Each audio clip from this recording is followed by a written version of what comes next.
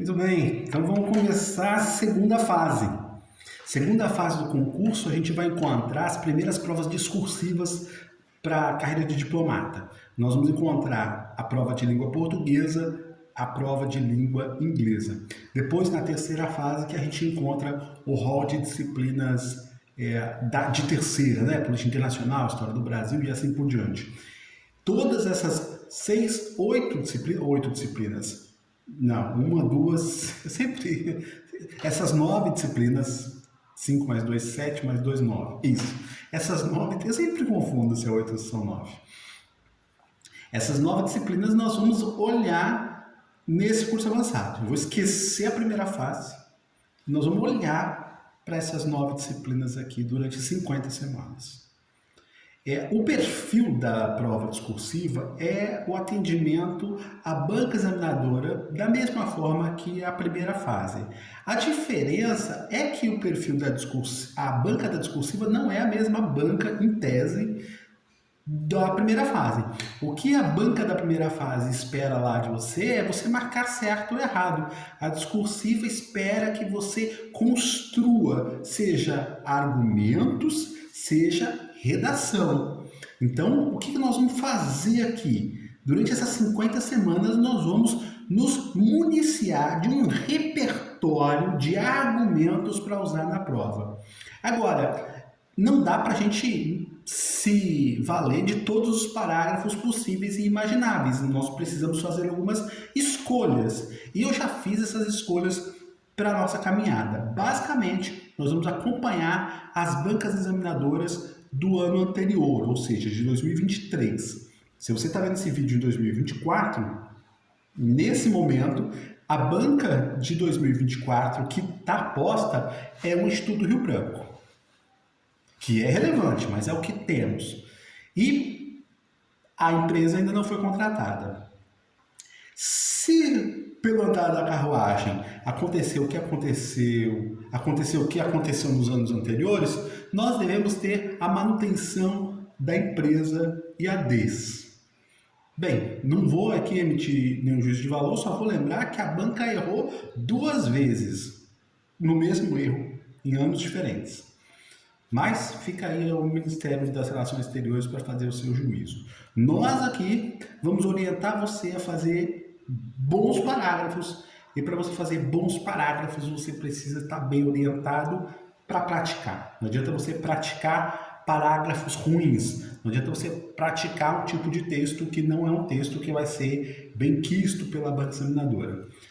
A banca de português tem um grau de exigência, a banca de inglês tem um outro grau de exigência, a de política internacional, a de geografia, cada uma dessas matérias eu diria que tem a sua gramática própria, sabe? O geografês, o economês, e o politiquês, ou seja, você precisa sim se valer das categorias que essas disciplinas usam, não porque seja exigência do edital, não é, nem porque seja exigência da banca examinadora, não é, mas é porque facilita a leitura da banca examinadora.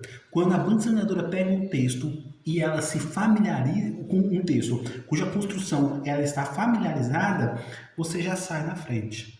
Compreende? Então é muito importante que você entre na onda da gramática da língua. Aqui a gente vai ler sim história do pensamento econômico, história do pensamento geográfico, história da política internacional, ou história das relações exteriores, teoria das relações internacionais, historiografia. Nós vamos ler. Nós vamos ler porque a gente precisa desse repertório. E sob esse repertório é que nós vamos colocar os comandos das questões, nós vamos colocar a preferência dos membros da banca e assim por diante. Tá? Mas a gente precisa pavimentar esse chão. Para abrir o curso, a gente vai falar de língua portuguesa, já que começaremos primeiro fazendo a segunda fase, então a gente vai trabalhar a prova de língua portuguesa e a prova de língua inglesa, e depois nós vamos trabalhar as provas de terceira. Então, o que eu trouxe aqui para a língua portuguesa? O nosso cadernão. O cadernão ele está no Drive. Se eventualmente você não encontrar o cadernão, você me pede, porque eu acabei de ver aqui que ele não estava no lugar correto, mas enfim, ele está lá. Nós temos um cadernão de língua portuguesa para a segunda fase, que é diferente do cadernão de língua portuguesa para a primeira fase. Diferente, outros textos, outra pegada, e é isso que a gente vai tentar ver agora. Eu estou tentando baixar ele, vamos esperar ele aqui um pouquinho, é porque ele não baixou. Vamos ver o que houve aqui. Ah, também olha o tamanho, são 900 páginas. Bastante, é por isso que está levando tempinho para baixar, normal. Bem, mas vamos lá, esses vídeos vocês sabem, né? Não é editado, então vocês vão ver eu errando e vão ver eu acertando também, e tá tudo bem. A ideia não é entrar dentro de um parâmetro que seja show business no YouTube, sabe?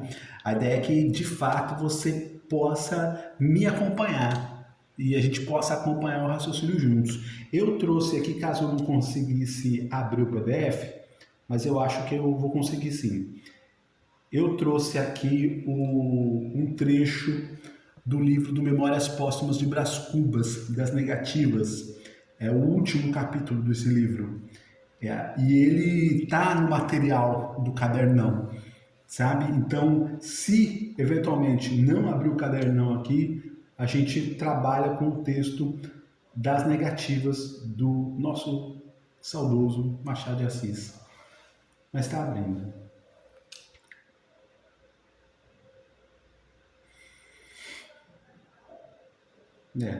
Eu falo que está abrindo, mas é o meu Windows, né? Meu Windows está abrindo. Maravilhoso. E olha, ele abriu mesmo. Ele só não conseguiu achar o Adobe, que eu acho mais curioso, né? Porque todos os meus textos são Adobe. Tá, vou deixar ele pesquisando aí. Se eventualmente ele não disser que veio, vou fazer o seguinte, melhor, eu vou ler o das Negativas enquanto ele baixa. Porque aí fica melhor. Se ele baixar a tempo da aula acabar, essa aula sempre vai durar em torno de 30 minutos, se acabar a tempo, mas de todo modo o texto está aqui. O que a gente vai fazer com o texto de língua portuguesa? A primeira coisa que a gente precisa ter em mente são os exercícios que a gente vai fazer lá. Nós vamos fazer uma redação, nós vamos fazer um resumo e nós vamos fazer um exercício de interpretação de texto. Basicamente é isso, cada um tem a sua pontuação. Metade da pontuação de cada um aí está na gramática. Isso é uma coisa que a gente vai ter que praticar para não dar bobeira, né? Não é questão de saber a teoria gramatical, mas não errar na hora da prova. A outra parte ali, ela com os nomes mais esdrúxulos que a gente pode dizer que tem na língua portuguesa, com perdão aí os nossos especialistas, mas eu diria que a gente vai precisar nos municiar de repertório. Quando a gente pega o Dom Casmurro, Memórias Póstumas de Brás Cubas, a gente vai ler narrativas não necessariamente para quando cair Machado de Assis. Não necessariamente para quando cair Dom Casmurro ou Memórias Póstumas. Não. O Machado de Assis, ele serve como argumento para análise da identidade nacional, para análise do brasileiro, para essa noção de brasilidade. Então ela vai te orientar com argumentos onde você pode se subsidiar usando o Brás Cubas. Nesse último capítulo, o Brás Cubas faz uma reflexão sobre o fim ou o começo da vida dele, mas ele faz um overview, não, uma retrospectiva. Ele diz mais ou menos assim: entre a morte do Quincas Borba e a minha, mediaram os sucessos narrados na primeira parte do livro. O principal deles foi a invenção do Emplácido Brás Cubas, que morreu comigo, por causa da moléstia que apanhei. Divino emplasto, tu me darias o primeiro lugar entre os homens, acima da ciência e da riqueza, porque eras a genuína e direta inspiração do céu. O acaso determinou o contrário, e aí vos ficai eternamente hipocondríacos. Esse último capítulo é todo de negativas. Não alcancei a celebridade do emplasto, não fui ministro, não fui califa, não conheci o casamento. Verdade é que, ao lado dessas faltas, coube-me a boa fortuna de não comprar o pão com o suor do meu rosto. Mas não padeci a morte de Dona Plácida, nem a semidemência do Quincas Borba. Somadas umas coisas e outras, qualquer pessoa imaginará que não houve míngua nem sobra e, consequentemente, que saí quite com a vida. E imaginará mal, porque ao chegar a esse outro lado do mistério, achei-me com um pequeno saldo, que é a derradeira negativa deste capítulo de negativas. Não tive filhos, não transmiti a nenhuma criatura o legado da nossa miséria. Forte, né? Profundo. Eu, sinceramente, quando eu li esse livro, e uma das vezes, esse capítulo especialmente, ele me tocou profundamente, porque eu me senti muito Brás Cubas, sabe?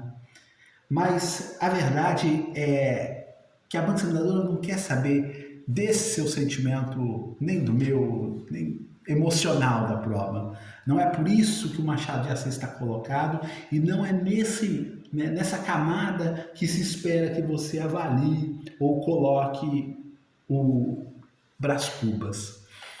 Aqui você vai precisar de usar uma literatura já validada. Você vai usar Alfredo Bose para discutir Machado de Assis.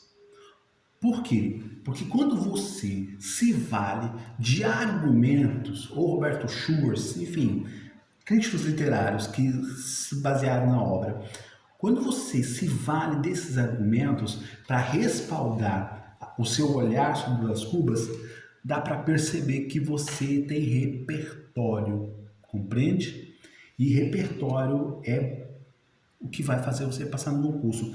Não adianta você chegar e falar assim, poxa, eu me identifico com Quincas Borba, ou eu me identifico com Brás Cubas. Isso é muito ensino médio, isso nem Enem vale mais, sabe?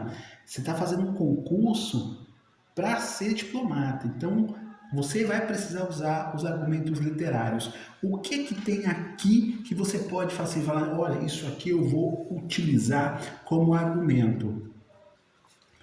Nesse trecho, o Machado de Assis está, de certa forma, fazendo referência ao período realista da literatura, onde nós vimos as coisas como são. E quando o Brás Cubas escreve em retrospectiva, que é o capítulo, eu imagino que vocês tenham lido o livro, mas ainda que vocês não tenham lido o livro, percebam, quando o Brás Cubas olha para trás e faz retrospectiva, ele faz uma retrospectiva crua, realista, concreta, material da sua vida. Não faz uma análise utópica, uma análise romântica, que era uma escola antecessora. Então você, primeiro passo que você vai precisar fazer é contextualizar essa obra no período histórico dela. Quando ela foi escrita, quando ela foi publicada, quem publicou, quem escreve esse trecho. Não achar que o autor do livro, Machado de Assis, é autor desse texto das negativas. O autor do livro é o autor do livro. O personagem que escreve, no caso, né, as negativas, é o Brás Cubas. E que crítica ele está fazendo? É essa crítica da vida como ela é. Olha só. Não alcancei a celebridade do emplasto. Não fui ministro, não fui califa, não conheci o casamento. Verdade que ao lado dessas faltas, verdade é que ao lado dessas faltas, coube-me a boa fortuna de não comprar o pão com o suor do meu rosto. Não comprar o pão com o suor do rosto coloca Brás Cubas numa posição social particular, que ele reconhece o privilégio. Compreende? E nesse reconhecimento do privilégio você vai situar o nível de desigualdade de quem suava para garantir o pão. No caso do período da escravidão, naturalmente. O que ele está questionando é que quem vem escravo é de má sorte. Ele não teve a sorte que é nascer numa família privilegiada. Compreende? Então, como é que isso aparece na prova? No exercício da redação, provavelmente, se aparecer Machado de Assis, aparece com um texto motivador para fazer uma discussão que o comando vai propor. Então, o comando pode propor uma questão sobre o início do realismo no Brasil, da fase realista, no final do século XIX, e vai propor alguma atividade para você fazer. Você vai lembrar das obras, uma delas é Memórias Póstumas, você vai lembrar do capítulo das negativas e vai montar um parágrafo sobre ela. Você vai montar isso na hora? Não. Você vai montar um parágrafo sobre as narrativas agora, nesse exato momento. Assim que acabar esse vídeo, você vai sentar e vai escrever sobre o capítulo das negativas. Aliás, eu vou te dar os comandos para ver como é que você escreve. Você vai pegar esse texto, se sentir à vontade, coloca nos comentários do vídeo. Se não, me manda para o WhatsApp também, tá tudo certo, a gente conversa por lá, tá bom? Mas o importante é você construir parágrafos. Aqui nós vamos criar uma obsessão pela construção de parágrafo. Se esse texto vier no resumo, capítulo das negativas, a abordagem já é outra, porque a abordagem é dizer com as suas próprias palavras o que diz o texto das negativas, contextualizando. Não é para você resumir o Brás Cubas, você vai resumir o capítulo, né? Então você vai dizer sim que Brás Cubas, em Memórias Póstumas de Brás Cubas de Machado de Assis, e aí você explica com textos próprios para fazer o resumo. Terceira opção é se o capítulo das negativas vier no exercício de interpretação literária. E aí assume aquela linha que eu estava conversando com vocês acerca do Alfredo Bose, tá bom? Porque aí, nesse caso você vai precisar usar argumentos que já são validados. Vou ler mais uma vez o texto das negativas e nós vamos passar pela redação, pela interpretação e pelo resumo, beleza? Das negativas. Entre a morte do Quincas e a minha, mediaram os sucessos narrados na primeira parte do livro. O principal deles foi a invenção do emplasto Brás Cubas, que morreu comigo por causa da moléstia que apanhei. Divino emplasto, tu me darias o primeiro lugar entre os homens acima da ciência e da riqueza, porque eras a genuína e direta inspiração do céu. O acaso determinou o contrário, e aí vos ficais eternamente hipocondríacos. Esse último capítulo é todo de negativas. Não alcancei a celebridade do emplasto, não fui ministro, não fui califa, não conheci o casamento. Verdade é que, ao lado dessas faltas, coube-me a boa fortuna de não comprar o pão com o suor do meu rosto. Mas não padeci a morte de Dona Plácida, nem a semidemência do Quincas Borba. Somadas umas coisas e outras, qualquer pessoa imaginará que não houve míngua nem sobra, e, consequentemente, que saí quite com a vida. E imaginará mal, porque ao chegar a esse outro lado do mistério, achei-me com um pequeno saldo, que é a derradeira negativa deste capítulo de negativas. Não tive filhos, não transmiti a nenhuma criatura o legado da nossa miséria. Discuta com as suas palavras os desafios da construção de uma carreira profissional no final do século XIX no Brasil. Pode ser uma redação. Compare com o século XXI. Compare carreirismo político no século XXI com carreirismo político no século XIX. Estou chutando aqui, estou propondo atividades de redação, comandos de redação para você pensar. Porque é o que as negativas traz, né? Qual que é o retrospecto do Brás Cubas? Brás Cubas do século XXI seria muito diferente, não seria? Aí você faça aí o seu parágrafo, um parágrafo, tá bom? Eu só vou ver introdução por enquanto. Um parágrafo. Se você não souber fazer introdução, me pergunte. Eu mando aí o esqueminha, porque tem um esqueminha que dá para ampliar, mas se você souber fazer redação, você já vai saber como é que faz a introdução. Você me manda o parágrafo da introdução, tá bom? Resumo. O resumo aqui faz a anotação da obra, do autor e a entrada das negativas. Esse é o resumo, tá? Se quiser fazer, me mandar obra, autor e entrada das negativas, tá? Autor da obra, né? Não do capítulo. O capítulo é o personagem, no caso.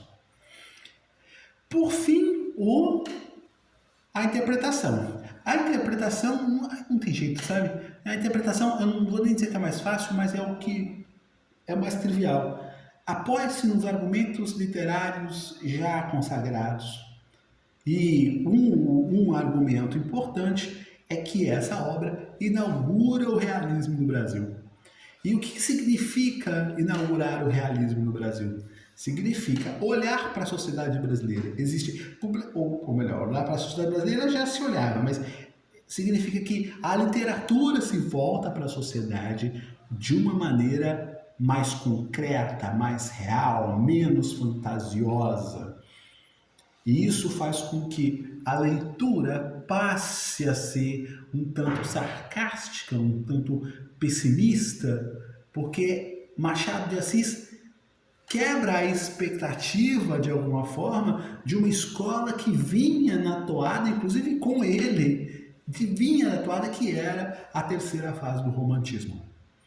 Então você precisa ter uma leitura natural, você precisa ter uma leitura dessa comparação das escolas literárias para apresentar repertório no exercício de interpretação. Tudo bem? Maravilha. Me mandem o parágrafo da introdução, me mandem um parágrafo do resumo e me mandem um parágrafo da interpretação.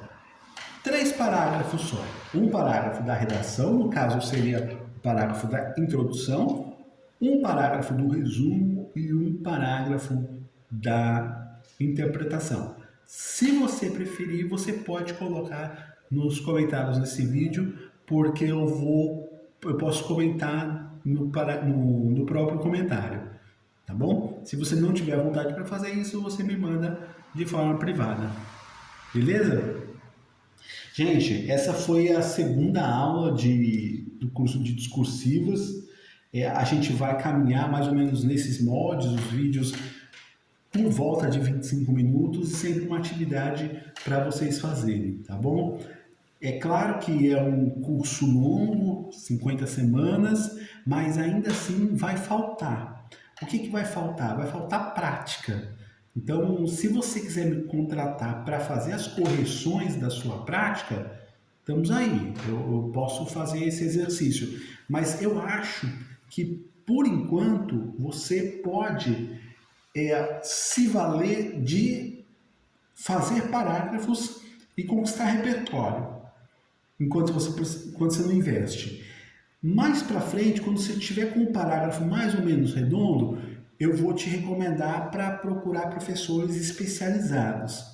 Me lembro aqui da professora Adriane Campitti. Uma monstra, conhece essa prova como ninguém. Agora, para você não gastar um tufo de dinheiro lá, que é importante, que é necessário, não tenha dúvida, você vai gastar, vai investir em alguma hora, você vai treinando, você vai chegar lá mais ou menos com a sua redação pronta. Você vai chegar mais ou menos com o seu parágrafo pronto. Entende? Então tem um trabalho que dá para você fazer antes de chegar lá. A expectativa é que a gente cumpra isso nas próximas 50 semanas. Beleza? Até a próxima aula.